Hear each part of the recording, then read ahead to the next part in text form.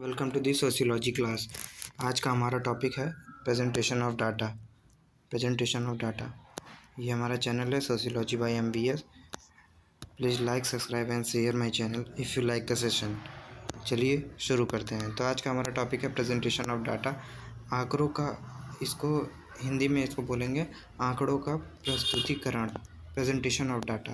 किसी भी डाटा को आप किस तरह बनाते हैं, क्या क्या चीज़ें मिला के, ये इम्पोर्टेंट नहीं है, कितनी अच्छी तरीके से आपको इसको। तो देखते हैं क्या होता है ये आंकड़ों का प्रस्तुतिकरण। हम देख लेते हैं। ये हो गया। इसकी सहायता से हमें सामान्य प्रवृत्तियों और नियम पता चलते हैं, जिसके आधार पर अनुसंधानकर्ता सिद्धांतों का निर्माण कर सकता है। जैसे प्रस्तुतिकरण सीधे सीधे यह है, सामान्य प्रवृत्ति और नियम पता चलते हैं, जिसके आधार पर अनुसंधान सिद्धांतों का निर्माण कर सकता है। देखिए, जितनी भी लिमिटेशन होती हैं, जितनी भी प्रवृत्तियाँ, नियम, जो भी कुछ होते हैं, जो भी अनुसंधान करता होता है, उसको इन सिद्धांतों के बारे में पता होना चाहिए। और प्रस्तुतिकरण हमें इन सब के बारे में बताता है। और चलते हैं अगले पे।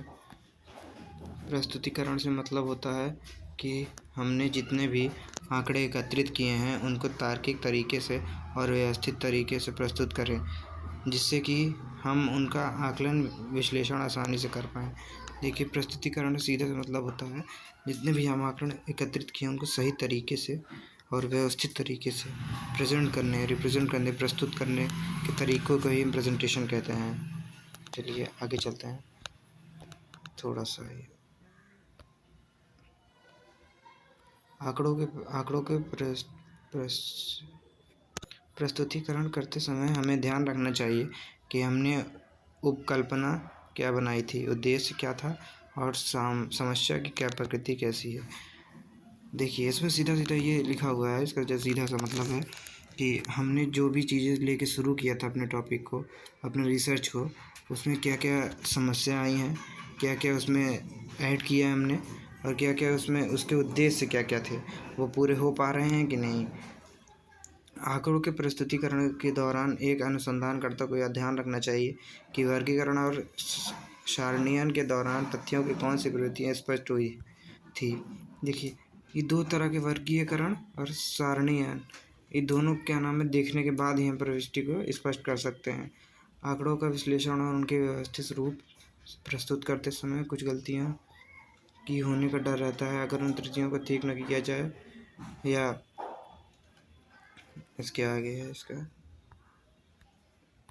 ये आंकड़ों के प्रस्तुतिकरण के दौरान एक अनुसंधानकर्ता को यह ध्यान में रखना चाहिए कि वर्गीकरण और तथ्यों को कौन सी प्रविष्टियाँ स्पष्ट हुई हैं।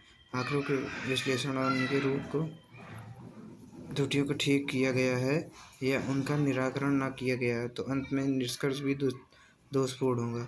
देखिए, इसमें यह है कि जिस भी चीज़ के बारे में आप रिसर्च कर रहे हो, अगर उसमें कोई भी त्रुटियां हैं तो उसको आपको ही दूर करना पड़ेगा। जब तक वो त्रुटियां दूर नहीं होती हैं, वो दोषपूर्ण ही कहलाएगा। वो आपका प्रोजेक्ट, जो भी आप जिस चीज़ के ऊपर रिसर्च कर रहे हैं, वो चीज़ें दोषपूर्ण कहलाएगी। तभी तो जो भी लोग PhD करते हैं, उनको PhD करने में 4 से 5 साल क्यों लग जाते हैं? इसीलिए लग जाते हैं क्योंकि उनको सारी त्रुटियों को हटाना रहता है, और सारी त्रुटियों को हटाने के लिए टाइम तो लगेगा ही। नेक्स्ट, आंकड़ों के विश्लेषण और उनके व्यवस्थित रूप से प्रस्तुत करते समय कुछ गलतियां होने का डर रहता है, और अगर इन त्रुटियों को ठीक न किया गया तो उसका निराकरण न किया गया तो अंत निष्कर्ष दोषपूर्ण होगा। ये भी हम लोगों ने देख लिया था। और ये त्रुटियां 2 प्रकार की होती हैं। कौन कौन सी?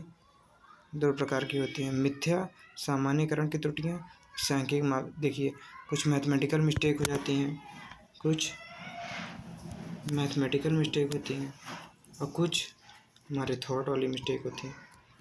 कुछ जो हम अपने मन से ही थॉट कर लेते हैं, तो कुछ गलतियाँ होती हैं जो हम थॉट करके अपने मन से ही बना देते हैं। उसके बाद ये है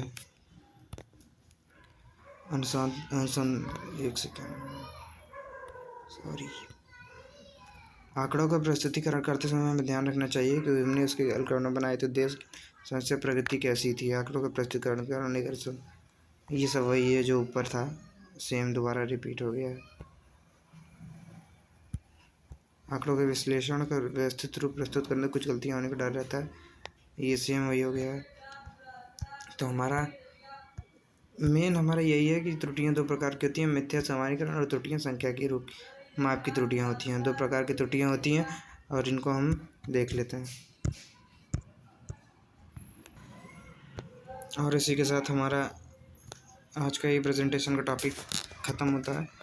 और ये मेरा चैनल है, kindly visit it, and if you like the session please subscribe and share my channel. Thank you so much. और इतनी गर्मी पड़ रही है तो एक नए आप प्लांटेशन ज़रूर करें अपने आसपास सभी जगहों पे। और एक एडिशनल इन्फॉर्मेशन आ रही है, मेरा टेलीग्राम ग्रुप है, आप लोग इसे ज़रूर ज्वाइन करें। ये QR स्कैन करके डिस्क्रिप्शन में लिंक दिया हुआ है। सारे नोट सारी चीज़ें आपको यहीं पे अवेलेबल होंगी। Thank you so much. That's all for today.